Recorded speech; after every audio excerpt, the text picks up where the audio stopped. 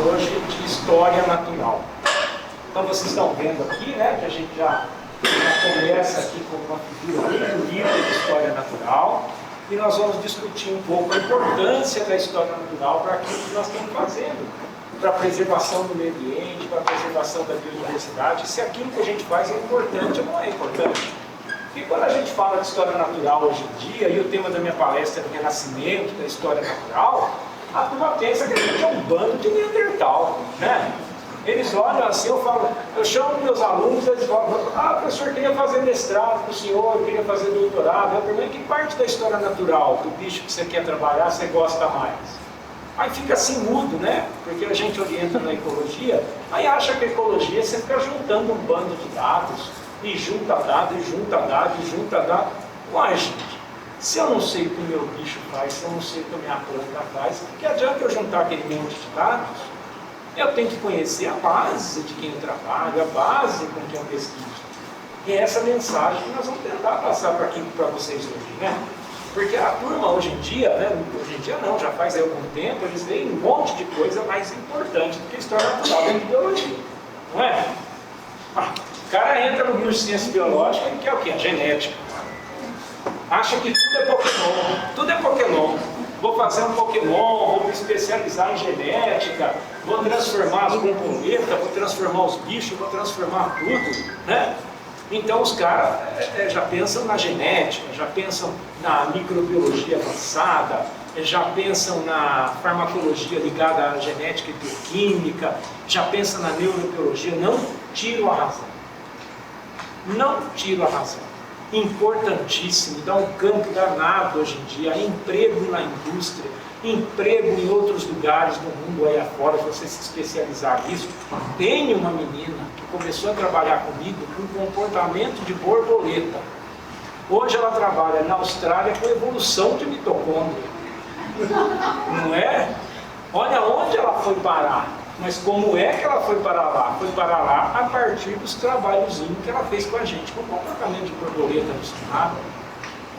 Foi fazendo um trabalho bem feito, atrás do outro, um trabalho de história natural, impressionou um professor, impressionou outro, foi conseguindo abrir uma porta, abrir outra porta, e hoje ela sabe a importância de você entender a mitocôndria para você entender a borboleta, para você entender o passarinho que preda a borboleta, a partir do conhecimento da história natural desses animais. E eu tenho que chamar a atenção de vocês para isso, porque a história natural nos últimos 10, 15 anos, principalmente nos últimos 25, 30 anos, né? Mas os 10 últimos 15 anos, mais ou menos assim, ela vem perdendo muita visibilidade em função dessas áreas que competem mais com a gente. Então, se você vê hoje, a história natural não é só bicho. Se você vê, por exemplo, o número de herbários no mundo, o número de herbários no mundo está despencando, gente. E é importantíssimo você ter um herbário, é importantíssimo você conhecer a história natural das plantas que nós temos. Se você assiste uma palestra igual você assistiu hoje cedo do Magela, né, o professor Magela que está aqui, e quer preservar o meio ambiente, você tem que conhecer o bando de plantas que tem numa determinada área, você precisa do taxonomista, você precisa do cara que entende da história natural daquelas plantas, senão você está pondo planta que não vai bem num lugar e em outro. Você está chamando abacaxi de maçã, entendeu? Você tem que saber o que vai bem num lugar, o que vai bem no outro, o que aquela planta precisa, quanto que ela precisa de água, quanto que ela precisa de nutrientes, se ela gosta de sol, se ela não gosta de sol, se ela é igual a professora da fisiologia, como a professora Amora falou para você lá, se ela é uma planta câncer, se ela não é uma planta câncer, você precisa saber disso. E os herbários estão despencando no mundo, em todo o mundo. Aqui é a Europa, Estados Unidos, e aqui é o mundo como um somatório, né? Porque herbário é uma coisa que custa caro. E eles acham que o dinheiro você tem que investir em outra coisa. Onde? Nos fazedores de Pokémon, né? Vai lá na genética, vai lá naquelas coisas lá, entendeu? É onde estão descarregando a maior parte do dinheiro. Sem razão, não. Porque, nossa, né, quem passou uma Covid aí pela vida, a gente sabe a importância de investir nos estudos de virose, nos estudos da doença, não é? Outra coisa que a gente tem visto é o número de gente formada em área de história natural, que envolve taxonomista, envolve sistemática, envolve zoologia básica, envolve botânica básica, está caindo bastante. Tá? Isso quer dizer o quê para quem está no início da graduação? Vai ter emprego para quem tiver essa área no futuro. para quem for bom nisso, daqui uns 4, 5 anos. Por quê? Está caindo o número de gente que trabalha com isso, os caras estão ficando velhos, estão morrendo, vai abrir vaga para você no emprego dele. Entenderam? Então tem que também ficar de olho nessas oportunidades, né? Hoje em dia, né, taxonomia é uma coisa que o pessoal não valoriza muito. Por que não valoriza? Porque dá baixo índice H, né? Então o cara, hoje em dia, a gente não tem só que publicar, tem que publicar massivamente e ser citado ainda. Aí você não consegue nem fazer trabalho de qualidade, com tanta pressão que tem em cima de você para publicar correndo. Aí fica aquele monte de meninos sendo treinado para fazer salame science, né? Em vez de você vender o salame inteiro, você fica vendendo ele fatiado. Não tem como. E aí você demora a convencer o menino que você precisa que ele faça um trabalho de maior qualidade, um trabalho com mais recheio, para ele chegar em algum lugar, para ele ter substância na carreira acadêmica dele, para ele conquistar o ambiente para o qual ele quer, né? Para ele ter o seu lugarzinho ao sol. Não é isso? Então olha aqui também, ó, o número de cursos voltados à história natural. Aqui começou a ter uma ameaça, pelo menos estabilizou, né? Para a gente ver se a gente retoma. Até o número de disciplinas ligadas à história natural já não é mais tão assim chamativo, já não tem tantas por aí. Porque, principalmente nos países onde o professor recebe para dar aula lá, né, nos Estados Unidos, por exemplo, para você se manter professor na universidade, você tem que ter ibope lá dentro da universidade. Os meninos têm que matricular no seu curso, que é o número de matriculados que paga a sua disciplina. Então você tem que ter disciplinas que chamam a atenção, que os caras querem fazer e tal, né? Então hoje, por exemplo, você vai numa universidade americana, oferece lá uma disciplina de Python, por exemplo, de programação, isso aqui vai encher a sala, né? Aí vai lá o meu amigo Rodrigo ali e oferece uma disciplina dos polinizadores da figueira, né? Os caras vão falar, o que eu vou fazer com isso aí, né? Essa é a noção que eles têm. E é isso que eu quero mostrar para vocês hoje, que é muito diferente. Que a história natural, ela continua viva. E a história natural está dentro da genética, está dentro da bioquímica, está dentro da parasitologia, está dentro da zoologia, da botânica, está dentro de tudo que a gente faz dentro de biologia, dentro de conservação e dentro de biodiversidade. Tá? Por exemplo, ó, vou mostrar uns causos para vocês. Esse trabalho aqui nós acabamos de publicar, né? A professora Maura, que vai dar palestra depois, está aqui com a gente, né? Os meninos lá que a gente orientou, o Eduardo, a Camila, a Denise, acabamos de publicar no Biological Journal of Linnean Society. Então, olha aqui, ó, revisitando as interações entre formigas, predadores e plantas. A aptidão da planta depende da identidade do mutualista. Dependeu da identidade do mutualista. Então vamos lá. O que eu quero dizer com isso? Resumidamente a história para vocês, né? A gente trabalha com um monte de plantinha no cerrado, a gente vê, vai para aparecer. Olha lá, a gente vê aqui. A abelhinha está lá polinizando uma flor. Estão vendo? Está polinizando uma flor. Isso aqui é uma rubiácea, uma diclieuxia do cerrado. O cerrado tem umas coisas pequenininhas, moço. Pequenininhas, assim, ninguém dá bola. Aí nós da bola, faz o trabalho bonito, pega a revista bonita. O cara fica dando tudo coisa grande, né? Vai para a África, isso é elefante, né? Então, o cerrado é coisa pequena. Então, olha lá, a gente fica olhando as plantinhas pequenininhas lá, uma rubiácea, a abelha vai, poliniza ela, a corola cai. O ovário é súpero e ele continua produzindo néctar. Ele vira um ovário que a gente chama de pericarpial ou extranupcial, depois da núpcia da planta. Aí as formigas sobem aqui e ficam bebendo esse néctar. E a formiga protege a planta contra os herbívoros dela. Só que a formiga também pode afugentar o polinizador.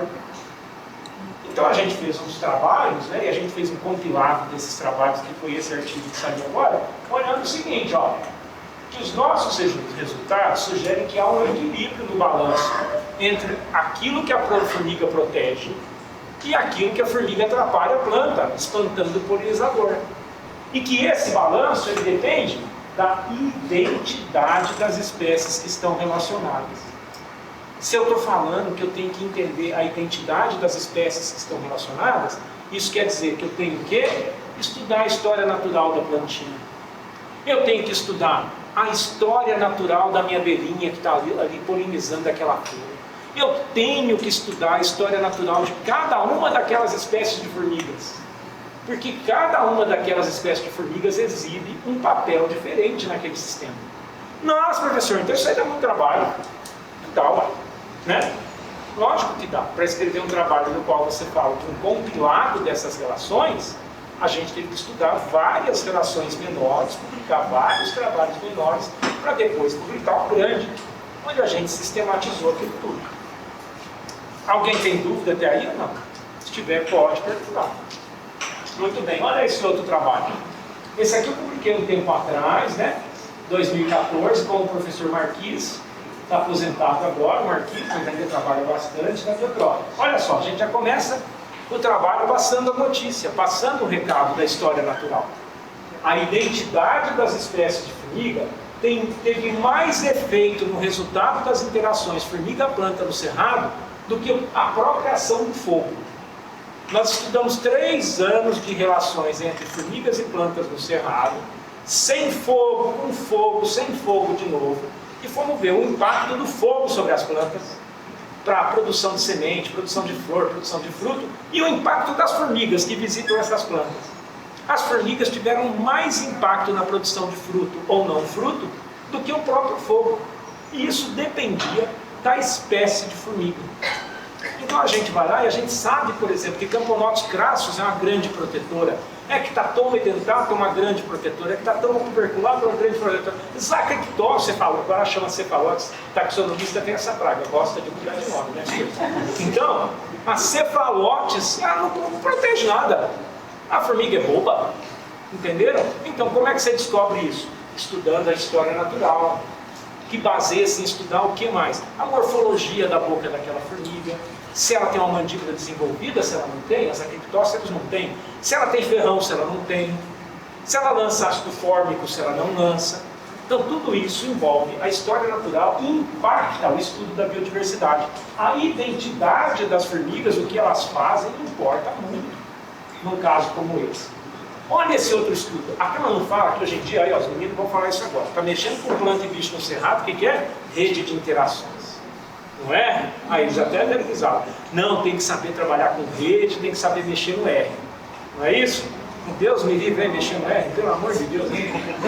Aquele negócio, você mexe numa semana, na semana seguinte o negócio mexeu com você. Não é? Meus meninos que falam isso, ó, funcionou, não põe a mão. Não é? Nem copia, que não vai funcionar de novo. Né? Deu certo, deixa quieto. Né? Aí esse aqui é programador do R, é um dos caras do R. Tá?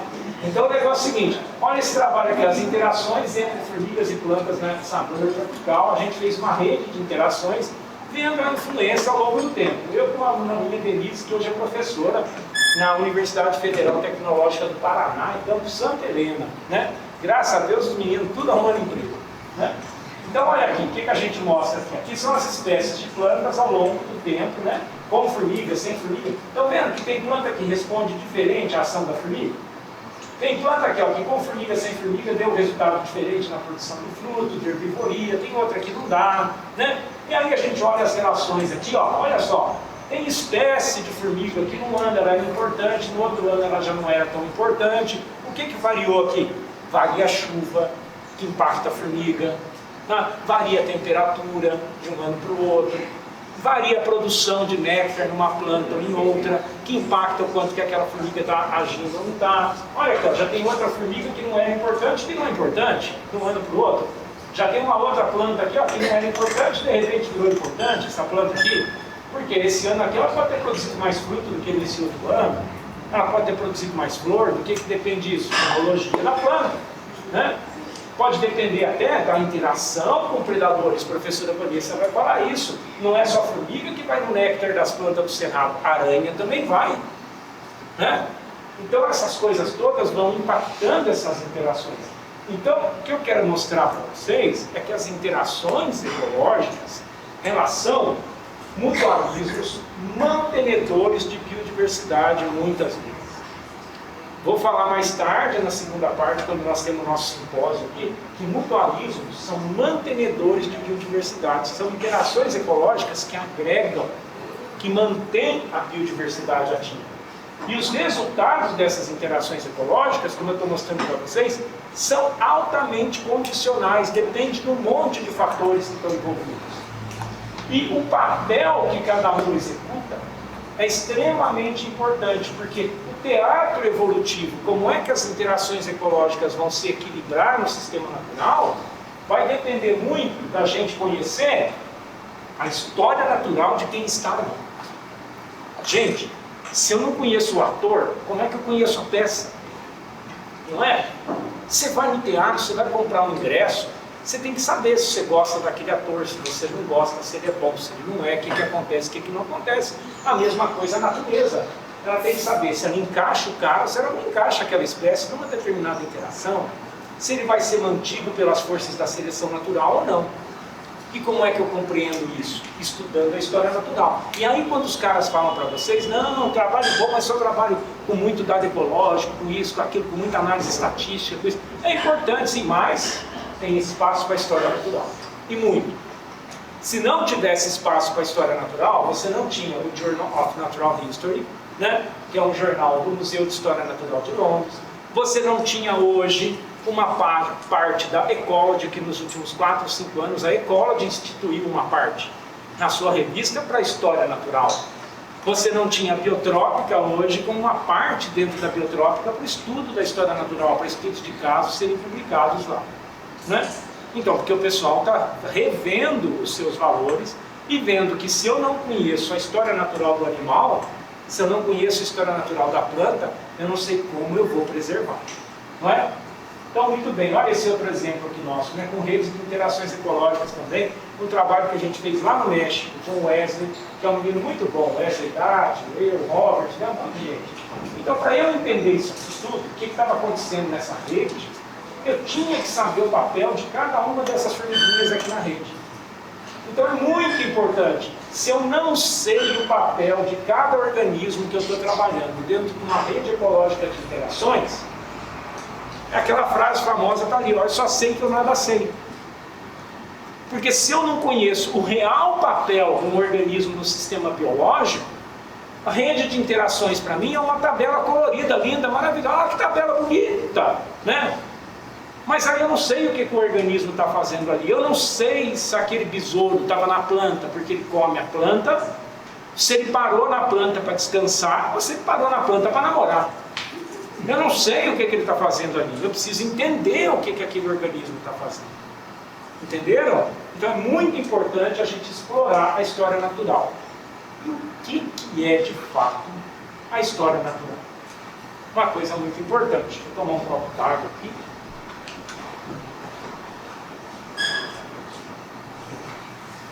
Então vamos lá. O que é de fato a história natural? Conhece esses bichos aqui? Alguém conheceu? Só que a formiga com membracídio, é uma coisa que eu trabalhei no meu doutorado. Essa formiguinha aqui, a campanha dos braços, olha, ela usa a gotinha que o membracídio passa para ela, né? Sabe como é que isso aqui acontece? Vocês entendem disso ou não? Ela tem um sistema bucal aqui que ela penetra o caule da planta. Então, pela pressão do xilema, a seiva passa pelo corpinho desse membracídio aqui, tá? E ele tem uma peneirinha aqui no estômago dele. Essa peneirinha seleciona aquilo que ele vai se alimentar ou não. Mas pela pressão tem um excesso. E ele aprendeu com o esfíncter anal dele controlar o excesso. Ele controla esse excesso que é rico em água, açúcares, lipídios, né? E ele dá para a formiguinha quando ele quer. Quando ela vem aqui e antena ele do jeito certo. Ela tem que passar a anteninha do jeito certo na bundinha do membracídio. Aí ele dá a gotinha para ela ou não. E ele dando a gotinha para ela, ela fica enlouquecida, porque tem um açúcar aqui chamado melesitose, que só tem aí, né? É viciante para a formiga, e ela passa a proteger ele contra todos os inimigos naturais, protege ele contra tudo. Ela vira a grande defensora desses bichinhos aqui, protege até ovo, para vocês terem ideia, né? Até as desovas são protegidas. Como é que a gente aprende isso? Estudando esse treco, história natural. E eu estou muito feliz que começaram a aparecer uns trabalhos muito importantes de história natural nos últimos 10 anos. E trabalhos que resgatam e mostram a importância da história natural para a gente. Eu recomendo a todos vocês lerem esse artigo aqui desses colegas, tá? A história natural, seu lugar na ciência e na sociedade. É um artigo muito bacana para todos nós que somos defensores da história natural. Está publicado na Bioscience, tá bom? Um dos jornais da editora Oxford. Muito bacana, Tisburg como primeiro autor. Muito bem, o que a gente vê? Ah, no fundo está difícil? Tá? Então tá, deixa eu ver aqui. É que o microfone eu perco mobilidade. Se eu falar nessa altura, vocês escutam? Então nós vamos gritar, tá bom? Então muito bom. Então vamos lá, olha Então, tira a mobilidade. Não? O que acontece é o seguinte, todos esses trabalhos aqui, são muito importantes para vocês, eles estão citados dentro desse trabalho de 2015, que os meninos, de 14, que os meninos publicaram ali, tá bom? Então pega eles lá dentro, são trabalhos que vão enriquecer muito, porque eles mostram e sustentam para a gente esse aspecto, que as propriedades fundamentais de um organismo, o que ele é, onde ele vive, como ele faz para viver, o que ele come, o que ele deixa de comer, quais as interações bióticas e abióticas que esse organismo tem, é aquilo que caracteriza o domínio da história natural. Por que a gente faz história natural? Então, um estudo que nem aquele que eu mostrei para vocês, que a gente publicou no Journal Natural History, o que a gente mostra? É a história natural de uma formiguinha do cerrado, a Camponotus crassus, né? Eu chamo os meninos lá, vamos fazer a história natural de uma formiguinha. Eles olham para mim e falam assim, mas professor, onde você vai me levar? Vai te levar para o mundo afora, né? Aí eles olham, como vai me levar para o mundo afora, né? Então vamos lá, vamos entender o que acontece. A gente aprende a estudar distribuição, estrutura, constituição de ninho do organismo. Olha, a gente vê quais são os ninhos, como é que esses ninhos são feitos, aonde que eles são feitos, quantos indivíduos tem dentro daquele ninho, quanto não tem. A gente aprende os horários de forrajamento. Olha, o horário que o bicho forrageia durante a estação seca, durante a estação chuvosa. A gente vê como isso varia, correlaciona com temperatura, vê o que o bicho come, o que o bicho não come, onde que ele está de dia, onde que ele está de noite. Nossa, senhor, o senhor escrafuncha a vida do bicho, da planta? Isso é história natural, é você querer entender a natureza, entender cada organismo, entender cada bichinho. Nossa, professor, mas isso tem importância? Se não tivesse importância, não existia Discovery, meu filho. Não existia National Geographic, você não pagava Netflix. Entendeu? Tem muita importância. A menor das importâncias é satisfazer a curiosidade humana. Que a satisfação da curiosidade humana que nos levou onde nós estamos hoje. Nós somos o macaco mais curioso que existe dos conhecidos nossos no universo. Não é um macaco que chegou na Lua. Vocês imaginam uma coisa dessa, né? Então nós somos muito curiosos e a gente quer entender como as coisas funcionam. Tá bom? Então, o conhecimento direto dos organismos, o que são, onde vivem, o que comem, por que se comportam dessa maneira, como morrem, continua vital para a nossa ciência e para a nossa sociedade. Vamos falar de um ponto de vista mais prático, entender isso no pé no chão. Tá? Por exemplo, saúde humana. Olha, a Organização Mundial da Saúde deixa claro que 75% das doenças infecciosas dependem da gente conhecer o ciclo de vida daquela doença, e conhecer o ciclo de vida daquela doença depende da gente conhecer a história natural da doença e a história natural dos vetores das doenças, né? Esquistossomose é um problema muito sério no nosso país até hoje, malária é um problema muito sério, febre amarela, chikungunya, dengue, você tem que conhecer a história natural dos organismos, né? Tem uma brincadeira que eu faço, se alguém aqui gosta de trabalhar com pernilongo, nós estamos perdendo uma oportunidade maravilhosa. Os pernilongos estão aprendendo a não voar alto na casa da gente mais. Os pernilongos estão aprendendo a viver embaixo do sofá e a picar o pé e o calcanhar, porque eles sabem que se voar, o desgraçado arruma uma raquete que mata ele. Repararam isso? Os pernilongos estão ficando mais rasteiros? Eu nunca tinha visto pernilongo pousar no chão. Agora eles estão ficando pousando no chão. Para quem mora em lugar que tem muita dengue, muito pernilongo, é isso que a gente está observando. É uma adaptação ao ambiente urbano, ao ambiente humano, de uma forma muito rápida, uma evolução comportamental. Eu queria ter tempo para estudar esse negócio dos pernilongos, eu acho muito interessante, né? Olha a Covid, né? Imagina, nós temos que conhecer a história natural dos potenciais vetores de doenças para nós, porque virão outras pandemias. Nós temos que estar preparados, temos que conhecer o meio ambiente, temos que saber o que é ameaça. E a Organização Mundial da Saúde sabe disso. E coloca a gente para estudar isso. E estudar isso através da história natural, né? Outras coisas que a história natural nos beneficia. Olha aqui, ó, a história natural usada para a gente entender compostos bioativos na natureza e como é que a gente pode fazer uso desses compostos. Lá os compostos da Amazônia, do professor Felipe, lá, olha aquele monte de compostos, aquela farmácia aberta da Amazônia. Ó, tem muito trabalho hoje em dia, trabalhando em cima disso, procurando novas estratégias para a descoberta de drogas nas florestas tropicais, baseada em estudos etnobotânicos. em ecologia química. Tá? Você precisa conhecer a história natural dos povos que estão naquela região, conversar com as pessoas, saber de onde está tirando aquilo, de que planta que não está.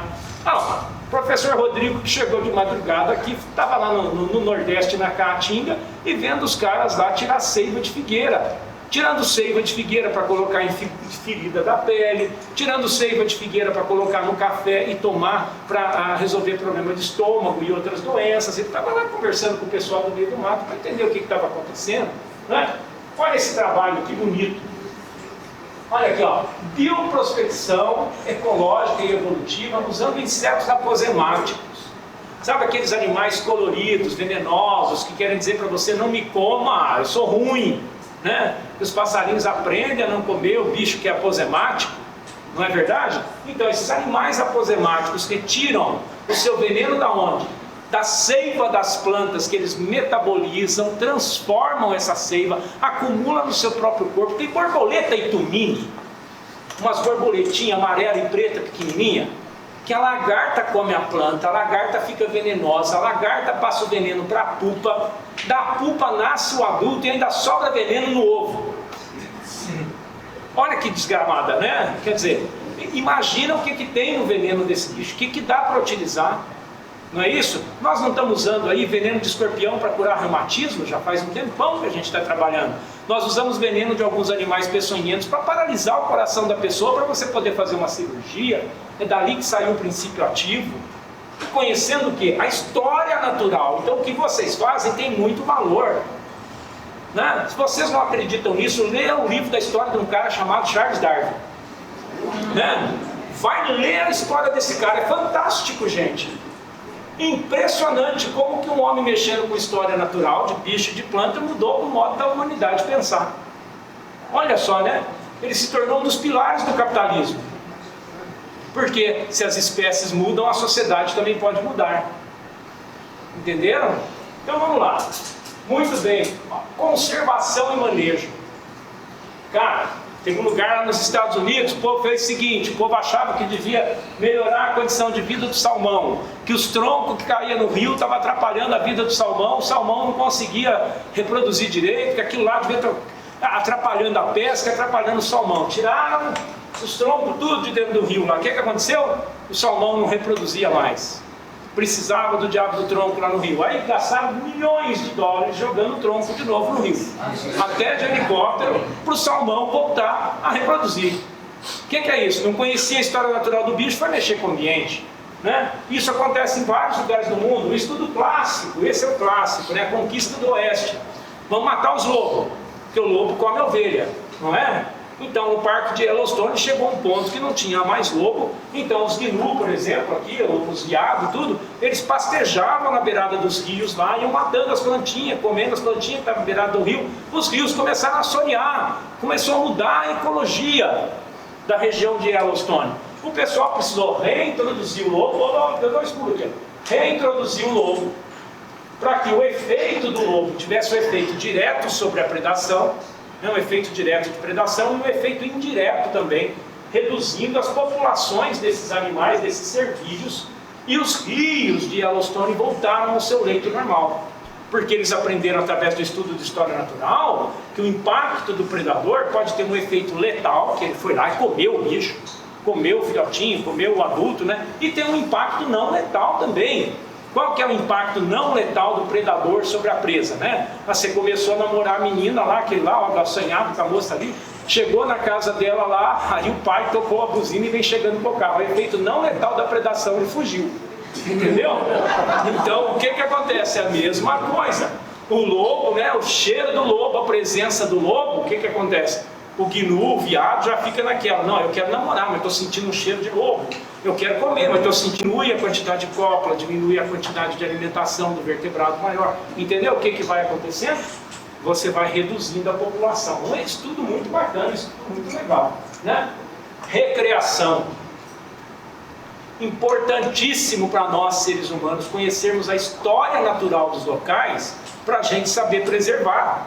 O professor Magela, hoje mais cedo, falou de Bonito. Nós temos lá o professor José Sabino, trabalhou muitos anos em Bonito, tentando conscientizar os grupos turísticos ali de Bonito, tentando conscientizar os empresários ali da região de Bonito todo, da importância de você conhecer a história natural dos peixes, conhecer a história natural do rio, conhecer a história natural da região, para você poder produzir visitação sem destruição, né?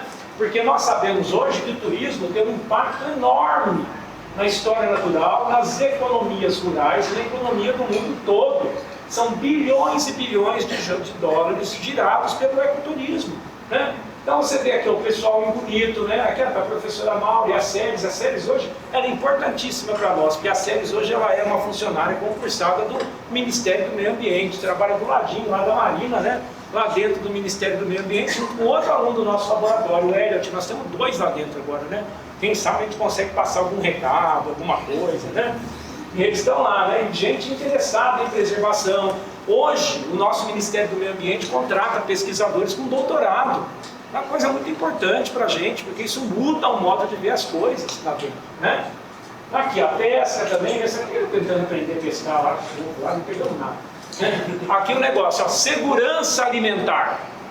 A nossa segurança alimentar, a agricultura sustentável, depende de uma compreensão detalhada das espécies agrícolas. Eu tenho que conhecer a história natural das espécies agrícolas que eu estou plantando, para eu saber onde ela vai bem, onde ela não vai, se ela tem polinizador ali, se ela não tem, a praga. Ó, a praga é um inseto normalmente, a praga é um vetor de doenças de uma planta para outra. Se eu não conheço, se eu não estudo, eu posso levar uma praga de um lugar para o outro. Olha a história do controle biológico. Controle biológico, quantos problemas, quanta coisa boa fez, mas quanto problema também não nos trouxe, não é? Então é muito importante a nossa abelha, né? O Dr. Kerr trouxe a abelha para o Brasil, não é verdade? A gente trouxe as abelhas africanizadas para cá. Olha o problema que isso causou, você trazer espécie de um lugar para o outro. É muito complicado.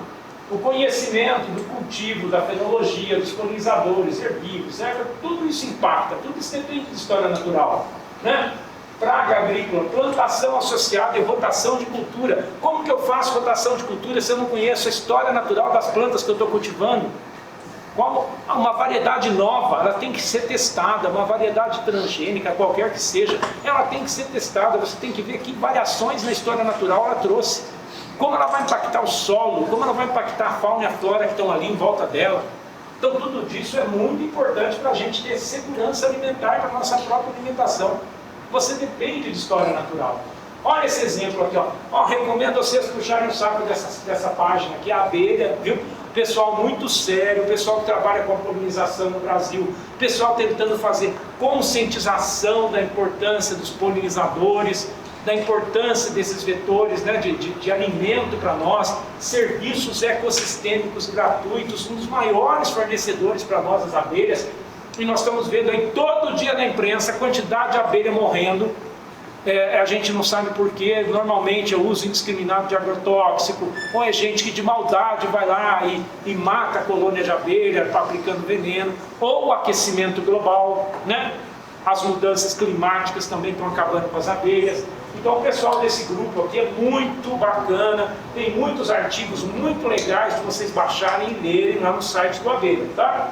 Olha esse da Patrícia, por exemplo.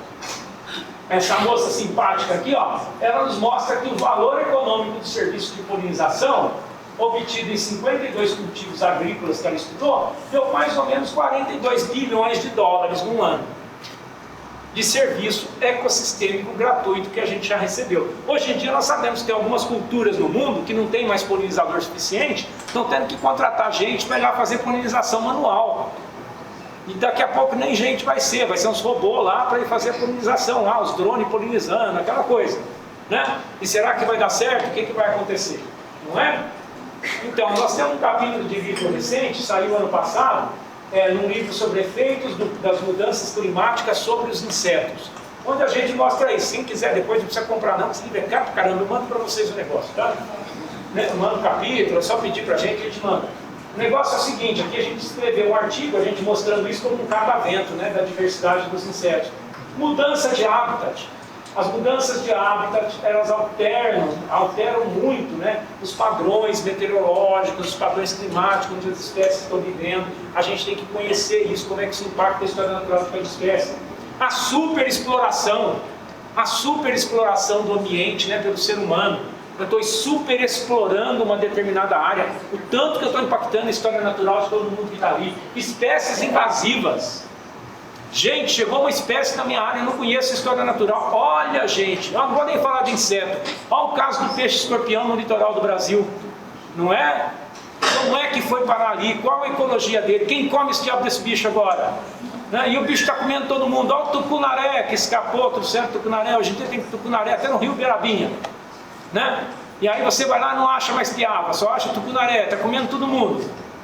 É uma espécie que está tomando conta, você não conhece a história natural dela direito, não sabe a adaptação dela. Então é importantíssimo conhecer a história natural. Né?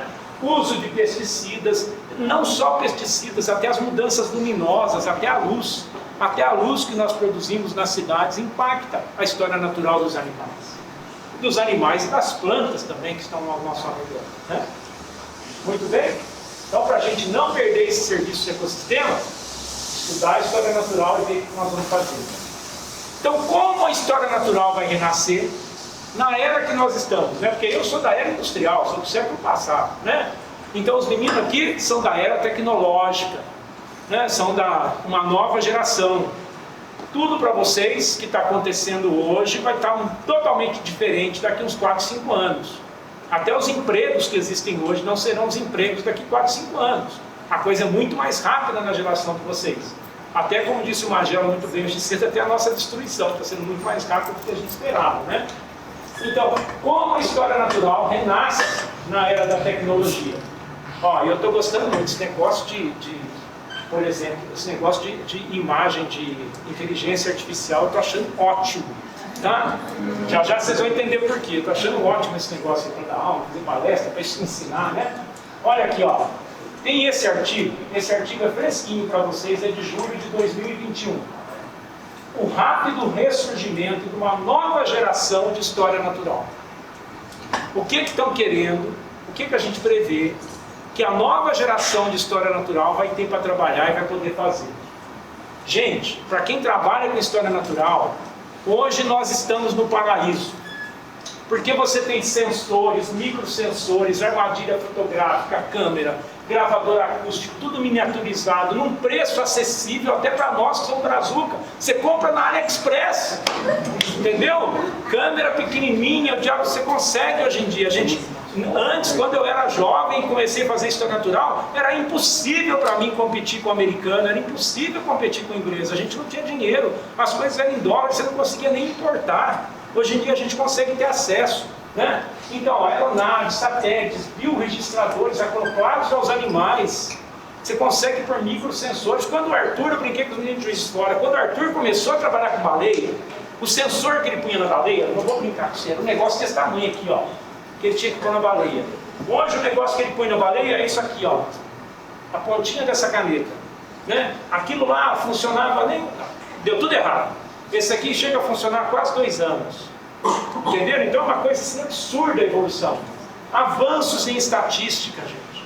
O que nós aprendemos de matemática, de estatística recente, estatística gratuita para todo mundo, uso de R e muitos outros programas, inteligência artificial para te ajudar a trabalhar com estatística, para te ajudar a se aprimorar, não quer dizer que você não tem que aprender, ficar copiando tudo do GPT, você é doido. Entendeu? Tem que aprender o negócio, o que está ali. O GPT é... Tá? Você tem que tomar muito cuidado com essas coisas. Tem que entender o que está acontecendo. Então, observações sistemáticas, aparelhos de observação, como nós vamos usar essa inteligência artificial, uso de drone, é uma coisa fantástica que nós temos hoje. Olha aqui os exemplos, ó. Você criar um falcão, um drone falcão, um aviãozinho com câmera e tudo para espantar pombo de aeroporto. Olha que fantástico isso, muito legal, né? Você cria um caranguejo robô para andar no meio dos caranguejos e exibir comportamentos programados para saber a reação do outro caranguejo. Não é? Você estudar o comportamento. E como que você vai entrar no meio de uma colônia? Porque uma das coisas mais complicadas que tem para mim, que você trabalha com comportamento animal, é o efeito do observador. Gente, Tô brincando não. Tem formiga que eu levo a colônia dela pro laboratório, monto lá a colônia da formiga, eu chego perto, ela para e fica olhando para mim. Aí eu tenho que pôr uma cartolina, esconder a colônia da formiga, colocar um buraquinho para ficar lá com o olho espiando ela. Senão ela vê que eu estou espiando ela e para de fazer. Pergunta para a Vanessa que trabalha com aranha, pergunta para a Maura que trabalha com polinizador, né? A professora Maura põe um banquinho lá no meio da floresta, fica lá no banquinho, ela põe um banquinho, senta, fica na planta lá. Os meninos, nossa, como é que você observou isso na polinização?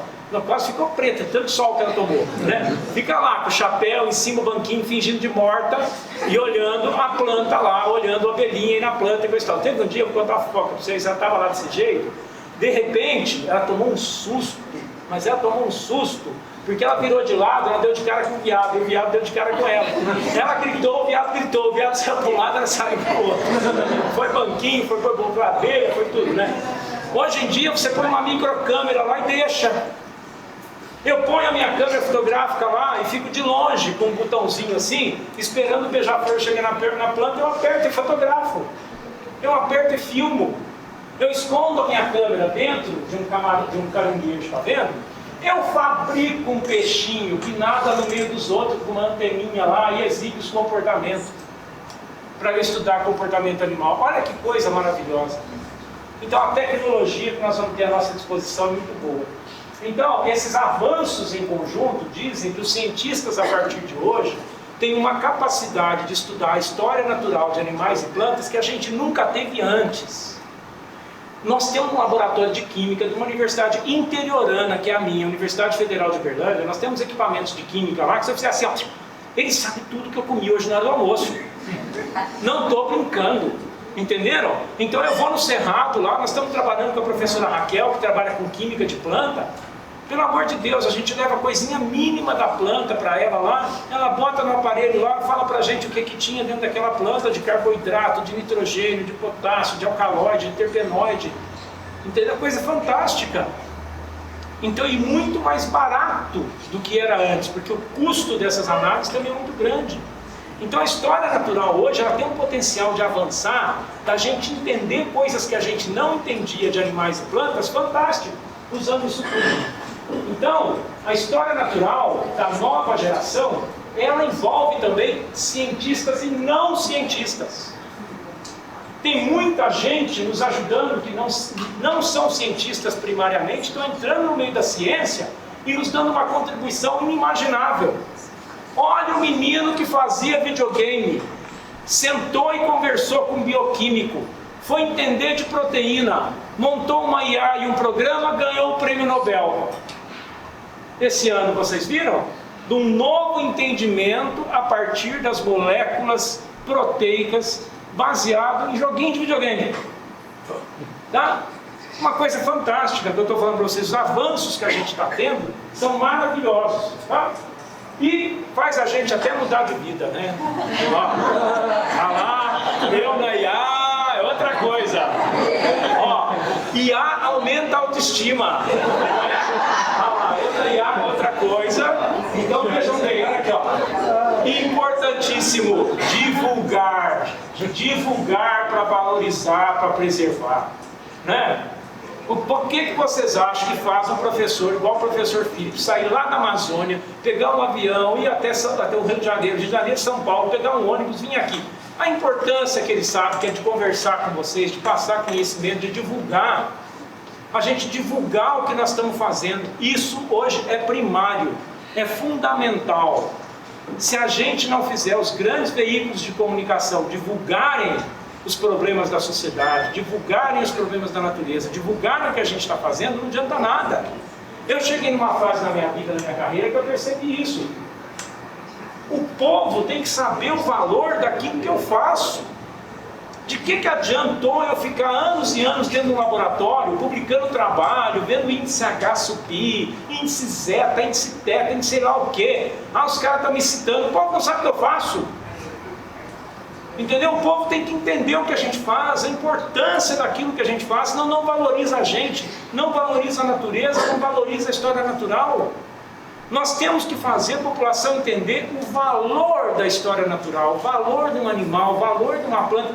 Quem não conhece não ama. As pessoas têm que conhecer para amar, para respeitar, para valorizar. E nós temos um papel fundamental agora. É urgente isso, porque nós estamos acabando com tudo numa velocidade que nós nunca vimos, né? Está muito rápido. Então, eu não posso ficar vendo o parquinho pegar fogo, né? Ah, não, o parquinho está pegando fogo e nós vamos ficar assistindo? Literalmente, vocês sabem, gente, 158 dias sem chuva em Uberlândia. Pegou fogo em tudo. E o povo agora está contente que voltou a chover, já esqueceu, né? Tirou a máscara, esqueceu da Covid. Não, já posso beijar de novo, não tem mais Covid, pronto, né? Acabou o problema, né? Mal sabem eles que tem um monte de outras coisas sendo contidas pelo mundo afora. Coisas até piores, sendo contidas aí com sucesso, graças a Deus. Quem acompanha sabe os riscos que nós estamos correndo. São 8 bilhões de pessoas, mais da metade vivendo na miséria absoluta. Dos outros 2/3 passando mal pra caramba. Condições de higiene mínimas, não é? Então nós temos que divulgar. Então nós estamos trabalhando em umas coisas novas depois. Eu, professora Maura, também ficou bem aqui, né, no IA. Então, o IA é maravilhoso. Então nós estamos trabalhando umas coisas novas. Logo vem novidade aí para vocês, né? Eu estou decidido nesse final da minha vida científica e da minha carreira, né? Devo ter só mais uns 40 anos, né? Então, estou decidido aí a trabalhar com essa coisa de educação para jovens, educação para crianças, transmitir tudo aquilo que a gente aprendeu de ciência, de história natural para esse povo, usar as mídias sociais mesmo, ir lá atrás dessa garotada, trabalhar com quem faz joguinho, trabalhar com quem faz isso, com quem faz aquilo, para levar o conhecimento, para cativar, para pegar essas novas gerações, para eles realmente termos muitos e muitos mais jovens interessados em preservação do meio ambiente. Tá bem?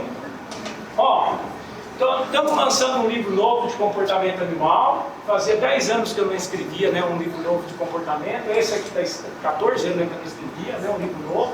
Está aí um livro novo de comportamento. É totalmente diferente dos meus outros livros, porque eu exploro nele a história natural e como nós trabalhamos com isso. Como você trabalha e publica com história natural em revista de alto impacto, que eu sei que é o que vocês precisam para arrumar emprego, no fim das contas. Quem quer virar professor universitário, quem quer virar cientista.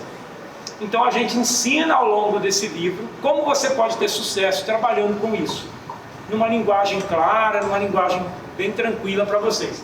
A UFO, a editora da UFO está vendendo por esse valor aqui, 74, né? Aqui eu trouxe alguns da editora para o congresso e está feito pelo UFMG também. A UFMG está vendendo por 70, se não me engano. E eu doei os direitos autorais, tá? Os direitos estão doados para a minha universidade, assim como os outros livros, os direitos estavam doados para o CNPq. Porque o CNPq fez tanto por mim na minha carreira, então eu doei os direitos dos meus livros todos para o CNPq ter algum retorno, né? E esse aí a gente doou para a universidade, porque a universidade está caindo pelas tabelas, está sem dinheiro para nada, então a gente está doando os direitos para as universidades, né? Estamos aí, já deu, né, gente? Já deu, tá? Já deu tempo para responder perguntas de vocês. Muito obrigado.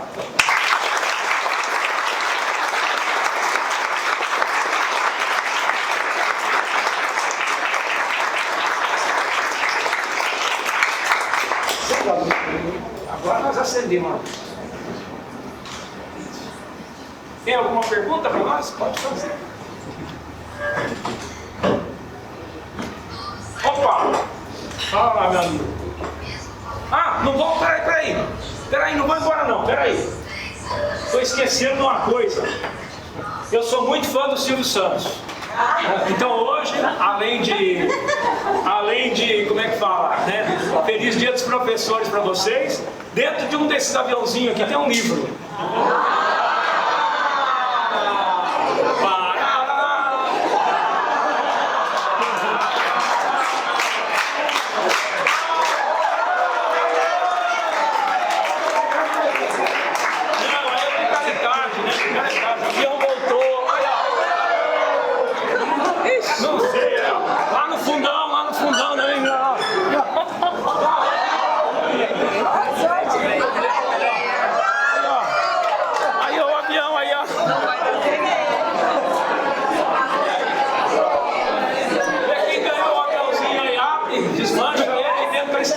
Se não deu. Porque eles falaram que eu podia dar alguns livros, né? Eu falei assim, então tá. Eu dei para alguns colegas professores, eu não sei o que eu podia dar. Abriram aí o avião, ninguém ganhou? Ah lá!